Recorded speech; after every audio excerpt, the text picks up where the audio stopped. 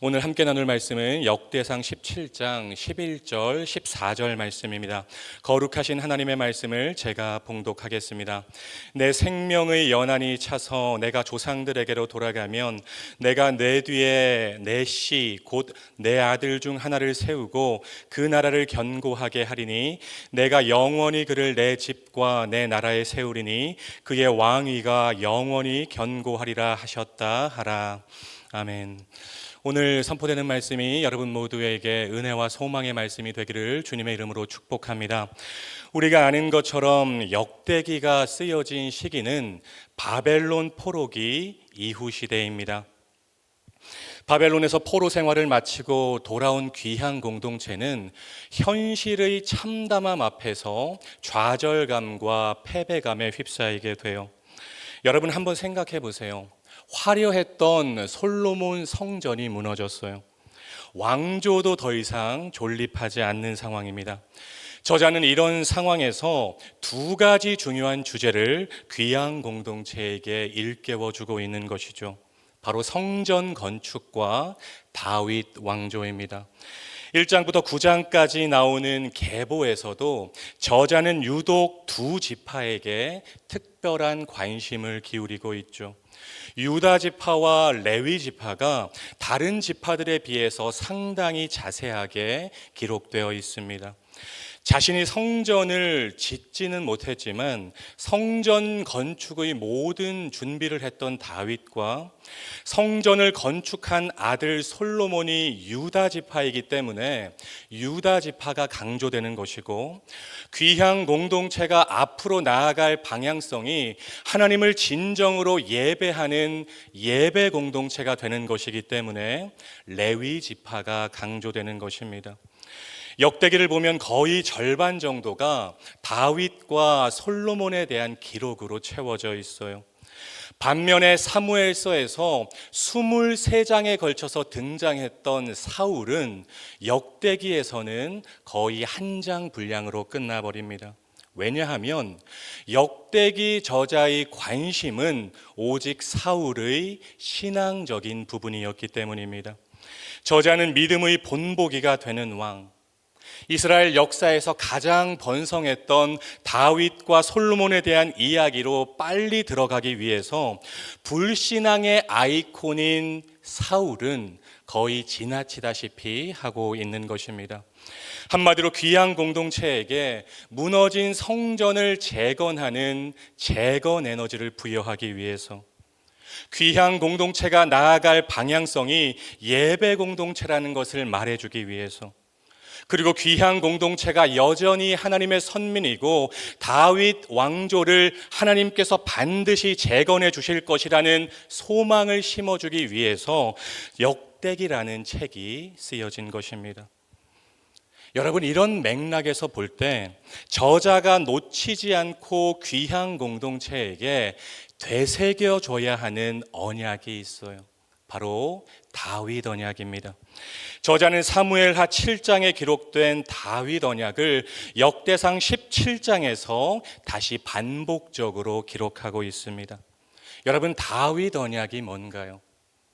다윗이 죽더라도 하나님이 다윗의 씨를 통해서 그 나라를 강성하게 하시고 성전을 건축하게 하시고 결국 다윗의 왕위를 영원히 견고하게 해주신다는 약속입니다. 하나님의 집, 성전을 짓고 싶어 하는 다윗에게 오히려 하나님은 다윗을 위하여 다윗의 집, 다윗의 왕위를 영원히 견고하게 세워주겠다고 약속해 주셨어요. 징계는 할지라도 절대로 버리지는 않겠다고 약속하신 것입니다. 11절 말씀을 보시죠. 내가 내 뒤에 내 씨 곧 내 아들 중 하나를 세우고 그 나라를 견고하게 할 것이다. 14절 말씀, 내가 영원히 그를 내 집과 내 나라에 세우리니 그의 왕위가 영원히 견고하리라. 여러분, 그러니까 1차적으로는 이거죠. 포로에서 돌아온 유다 백성들아, 지금 현실이 참 힘들고 팍팍하지만 하나님은 여전히 우리를 사랑하신다. 하나님이 우리를 지켜주실 것이고 보호해 주실 것이다. 다윗 언약은 여전히 유효하니 소망을 가지고 힘을 내라고 격려하는 것입니다. 그만큼 다윗은 역대기 저자의 신학에 엄청난 영향을 미쳤던 사람이었다는 거죠. 그런데 여기서 우리가 기억해야 할 것이 있어요. 다윗 언약은 구약 시대로 끝나는 언약이 아니라는 것입니다. 다윗 언약은 신구약을 관통하는 언약입니다. 11절에서 말하는 씨는 1차적으로는 솔로몬을 말하지만 종국에는 다윗의 후손으로 오셔서 영원히 통치하실 메시아 예수 그리스도를 가리키는 말이라는 것입니다. 그러니까 다윗 언약은 오늘을 사는 저와 여러분에게도 여전히 유효한 언약이라는 것이죠. 무슨 말인가요? 역대기 시대 귀향 공동체에게 다윗 언약이 위로가 되고 힘이 되고 에너지가 되었듯이 오늘을 사는 우리도 다윗 언약을 통해서 힘을 얻고 위로를 얻고 삶의 재건 에너지를 얻어야 한다는 것입니다. 매일 새벽에 나와서 기도를 하고 있고 주일 예배, 수요 예배 빠지지 않고 열심히 예배를 드리지만 현실은 여전히 어렵고 팍팍하죠. 매일같이 맞닥뜨리는 여러 가지 고난과 문제들 때문에 고민하고 아파하는 분들이 반드시 계실 것입니다. 가정의 문제, 건강의 문제, 자녀 문제, 물질의 문제, 관계의 문제, 그리고 아무도 모르는 나 자신의 문제. 사방이 문제들로 둘러싸여 있어요. 예배 드릴 때는 은혜가 되고 좋은데 집으로 돌아가면 현실은 좌절감과 패배감을 안겨주는 경우가 많다는 것입니다. 여러분, 그때 우리는 어떻게 해야 될까요? 현실이 우리를 좌절하게 할 때, 현실이 나에게 좌절감과 패배감을 느끼게 할 때 우리는 도대체 어떻게 해야 될까요? 바로 그때 우리는 더욱더 눈을 들어서 예수님을 바라봐야 돼요. 비록 지금 현재의 삶이 힘들고 아프고 팍팍하지만 다윗 언약이 가리키고 있는 영원한 통치자 예수 그리스도를 바라보면서 예수 안에서 소망을 발견하고 예수 안에서 위로를 얻고 예수 안에서 힘을 얻는 여러분 모두가 되시기를 주님의 이름으로 축복합니다. 당장 현실이 바뀌지 않더라도 예수님을 붙잡고 의지하고 예수님께 기도하고 간구하면 우리 주님이 주시는 견딜 수 있는 은혜를 경험할 수 있다는 것입니다. 여러분이 지금 새벽에 나와서 기도하는 거 좋은데 기도하고 현실로 돌아가면 현실은 그대로 있어요. 현실은 여전히 여러분에게 좌절감을 안겨줄 수 있고 패배감을 안겨줄 수 있지만 우리가 예수님을 붙잡고 예수님께 기도하고 간구하면 우리 예수님께서 그 상황에서 견딜 수 있는 은혜를 주신다는 것입니다. 빌립보서 4장 7절에서 말하고 있는 Beyond our understanding, 내 상황과 상식과 이해를 뛰어넘는 평강, 모든 지각에 뛰어난 하나님의 평강을 우리가 누릴 수 있다는 것입니다. 여러분, 다윗의 삶을 한번 생각해 보세요.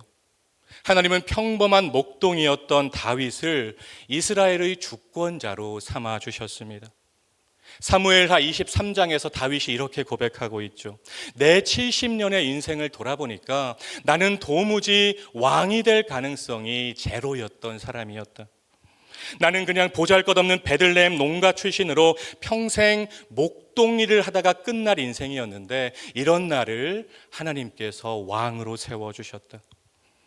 비록 사울의 시기와 질투 때문에 오랜 시간 도망자 신세로 고난을 겪었지만 다윗이 어디를 가든지 하나님께서 함께 하셨어요. 그러니까 다윗이 견딜 수 있었던 것입니다. 하나님이 함께 하시니까 가는 곳마다 승리를 합니다. 하나님께서 다윗의 모든 대적들을 멸해 주셨고 다윗의 이름을 존귀하게 만들어 주셨어요. 그리고 성전을 짓고 싶다는 다윗의 마음을 받으시고 오히려 엄청난 축복을 다윗에게 약속해 주신 것입니다. 사랑하는 말씀 삶 공동체 성도 여러분, 다윗과 함께 하신 하나님께서 오늘 저와 여러분과도 함께 하십니다. 임마누엘, 하나님이 함께 하시는 것이 내 인생의 가장 강력한 무기가 되고 가장 큰 소망이 되고 가장 확실한 위로와 기쁨이 된다는 것을 믿으시기를 주님의 이름으로 축복합니다. 사무엘하 7장과 역대상 17장에 기록된 다윗 언약을 깊이 묵상하면서 다윗의 씨, 다윗의 후손으로 이 땅에 오신 예수 그리스도, 그리고 지금도 여러분과 함께 하시는 예수 그리스도, 그리고 장차 재림하셔서 영원히 하나님 나라를 통치하실 예수 그리스도를 믿음으로 바라보심으로 현재의 고난과 아픔과 시련을 잘 견디고 극복해 가시는 말씀 삶 공동체 모두가 되셨으면 좋겠습니다. 여러분, 시편에 나오는 다윗의 시들이 많이 있죠. 그 시들을 보면 공통점이 있어요.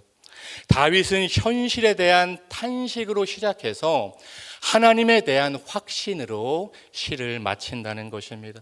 여러분, 이것이 성도의 모습인 것 같아요. 현재의 내 현실과 상황과 형편을 보면 탄식이 나올 수도 있죠. 왜 그러지 않겠어요? 앞에서 설교를 하는 저도 현실을 보면 탄식이 나올 때도 있는데 여러분도 마찬가지일 것입니다. 그런데 거기에서 머무르시면 안 돼요. 모든 상황에서 나와 함께 하시는 하나님, 때론 넘어지지만 완전히 엎드러지지 않게 나를 붙들어 주시고 계신 예수 그리스도 안에서 결국에 우리는 확신으로 나아가야 한다는 것입니다. 바라기는 다윗 언약의 영원성을 마음에 기억하시고 다윗 언약이 가리키고 있는 다윗의 씨 예수 그리스도로 말미암아 힘과 위로를 얻으심으로 현실에 대한 탄식에서 하나님에 대한 확신으로 나아가는 저와 여러분, 우리 말씀 삶 공동체 모두가 되시기를 주님의 이름으로 축원드립니다. 다윗의 씨 예수 그리스도가 저와 여러분의 소망이 되십니다. 기도하겠습니다. 사랑과 은혜가 풍성하신 하나님, 오늘도 새벽을 깨우게 하시고 하나님의 말씀으로 먹이시고 채우시니 감사와 찬양을 올려드립니다. 역대상 17장의 다윗 언약을 깊이 묵상하면서 현실에 대한 탄식에서 하나님에 대한 확신으로 나아가는 우리의 삶이 되게 하옵소서. 다윗 언약을 통해서 귀한 공동체가 힘과 위로와 에너지를 얻었듯이 오늘을 사는 우리도 다윗 언약이 가리키는 예수 그리스도를 통해서 힘을 얻고 위로를 얻고 삶의 재건 에너지를 얻게 하옵소서. 견딜 수 있는 은혜를 부어주시는 하나님, 모든 지각에 뛰어난 하나님의 평강을 주시는 주님과 동행하는 말씀 삶 공동체 모두가 되게 하옵소서. 예수님의 이름으로 간절히 기도드립니다. 아멘. 계속해서 다음과 같은 기도 제목으로 함께 기도하겠습니다. 지금 들은 말씀이 내 삶으로 이어지게 하옵소서. 동네 세매주 성경 말씀 묵상과 모든 소그룹 동네를 통해 하나님이 예비하신 은혜를 경험하는 말씀 삶 공동체가 되게 하옵소서. 2025년 또 다른 희년 3년의 복이 교구마다 부서마다 가정마다 풍성하게 경험되게 하옵소서. 대한민국이 하나님의 정의와 공의가 강물같이 흐르는 나라가 되게 하옵소서. 동안 클럽과 다바르 학교를 통해서 전 세대가 주님 안에 거하고 기쁨을 누리게 하옵소서. 담임 목사님의 모든 사역 가운데 함께 하셔서 사역의 지경이 넓어지고 깊어지게 하옵소서.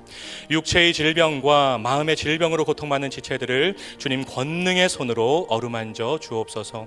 공동 기도문의 기도 제목과 여러분 각자의 기도 제목으로 기도하신 후에 삶의 자리로 나아가시겠습니다. 함께 기도하겠습니다. 사랑과 은혜가 풍성하신 하나님 감사합니다. 오늘도 새벽을 깨우게 하여 주시고 하나님의 살아있는 말씀, 운동력 있는 말씀으로 저희를 먹이시고 채우시니 감사를 드립니다. 하나님, 오늘 선포된 말씀 한 귀로 듣고 한 귀로 흘려버리는 말씀이 되지 않게 하여 주시고 우리의 삶 가운데 적용하고 실천하는